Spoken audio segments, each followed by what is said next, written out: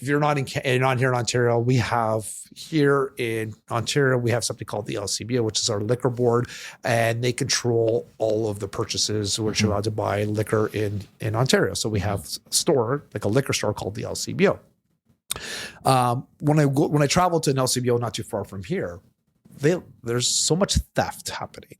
Like we had one guy coming in, like they're saying like, and it's one of the nicer areas and stuff too. And like the one guy was telling me behind there, he's like, yeah, these people come in with needles, like these homeless people, they come in, they allow them to steal a couple bottles so they won't poke anybody. They say they have AIDS or something on the needles, or heroin and it's like, they do this every day. They steal a bottle every day. So what they're trying to say now is like, well, see, now this will cut down on theft and we'll know who everybody is. Like, whoa, wait a second here. Like, it's again, they're showing you a negative thing. They're allowing this to happen, but why are they allowing this to happen? Why are they not cracking down? It's going to cost us too much money to stop these homeless people from breaking in. And I'm like, just get a security guard at the door. Yeah. And you think that's going to be more expensive than implementing a brand new digital currency at which everybody has to have one? That's such bullshit. And they know we love to drink. They know, like... Well, look, during the pandemic, they could not shut down the liquor store. They made people dependent on alcohol. And next thing you know, it's like, well, we can't shut down. Like, it's like cracked for most people. Like, they can't live without their 100%. Beer. We're already shoving up in their house. Like, might as well feed them. Like give the peasants their alcohol. Everything. So they can make them happy. Make them reliant. Exactly. Yeah. Why do you think people are not really alert to this? Because if your freedoms are being restricted, why are you letting people? Because they think we're crazy. I'll be honest with you. When we speak out about this and you tell people about this, they're like, you're too much a conspiracy theorist. We're not even talking about conspiracy. There's nothing conspiracy on there. This is actually legit. This is legit. And we're saying, well, this is actually happened in other countries. We talked about China. They have the official recognition. They know where everybody is. If you looked in London, they call the London Eye. Like in London, they have like some certain places, they have cameras every spot. They've already been doing that. Reminds me of the movie from Tom Cruise, Minority Report. Remember where everything is on your eye. They knew exactly where you were. In order to get away from the cameras, you have to rip out this thing out of your eye. Precursor, again, predictive programming. So they've told, but the reason why I think people don't push back is, they generally want to believe the government has their best interests at heart. The older generation, they still do. Like I say older generation, like my parents' generation, right? They still they aren't, as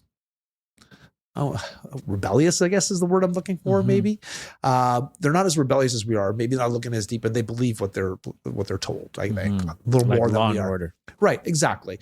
Whereas I think some of us were saying like, "Oh, this doesn't make sense." And I have a lot of smart friends, and they're like, and when I talk about this stuff, again, a lot of them they'll just say, "You're reading too much, and then you're crazy," and they just believe the media. So the media has done a good job of like not talking about it.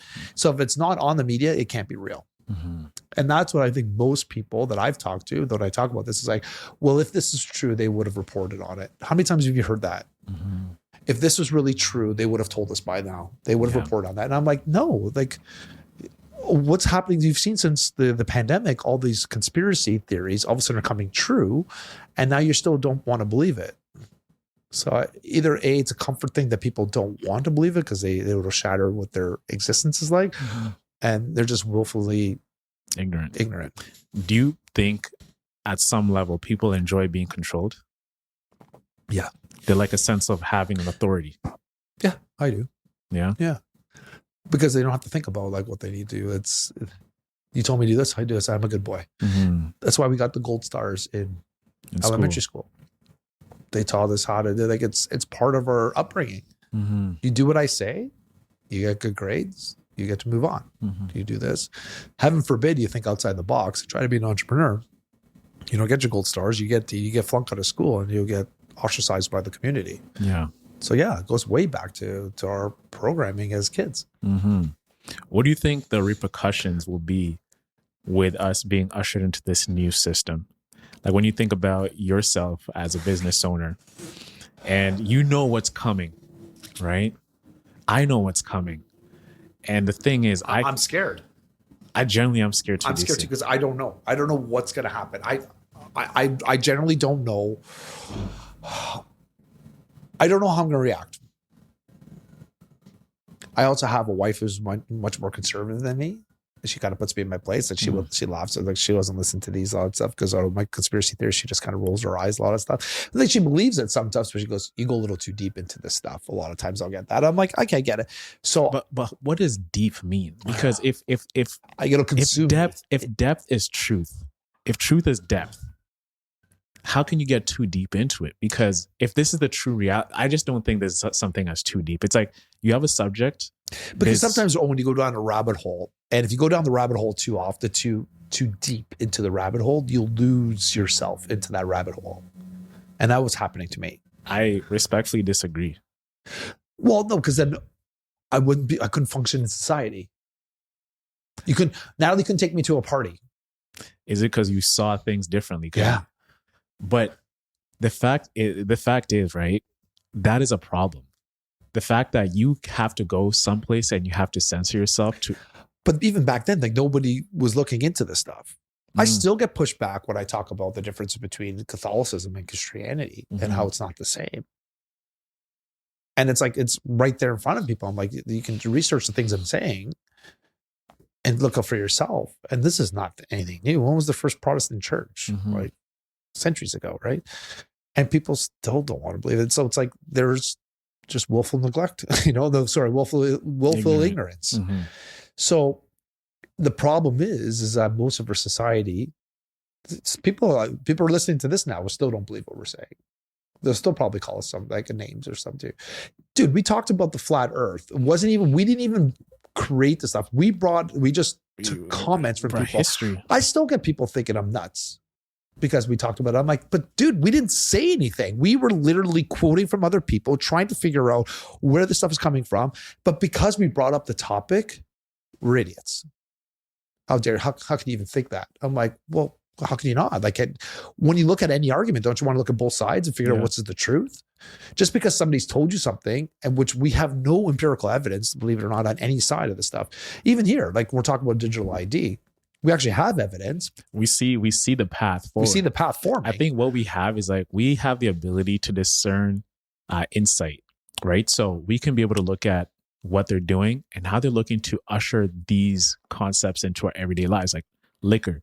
We love our tequila. We love our whiskeys. We know we have to go buy it. We know we're going to have to use some digital piece of ID to get scanned. If you make it, you can get good luck trying to make it. Trying to make it, right? So if we implement this thing and you have no choice, if you want your drink, you got to use this thing. Okay, hey, now you have to use it at the bank now to prove your identity. Yeah. And now like your money's tied into it. Before you know it, everything is now revolved around this thing. And it goes back to what I was telling you on the phone the other day. There's this concept Jordan Peterson spoke about where the way tyranny happens is that they know how people react and they know how we revolt towards ideas that we don't like. What they do is that they do things by inches. They do something, you revolt, and then they stop. They take another 2 inches. You roll, oh my God, what are you doing? Boom, everything goes back to normal.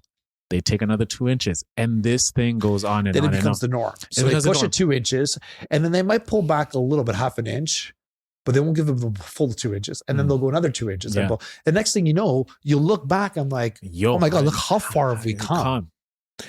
That happens all the time. Happens all the time. All the time. And that's what happens. Like past 2020, this is how things are moving. Well, that's how drug dealers work. How, like they give you a little hit, taste, a little taste. Yeah, okay. They little here, there. This is on the house. Yeah, this is on the house. This is on the house. That's exactly what happens. And like next thing you know, there's somebody who's getting an overdose. How did this happen? Yeah.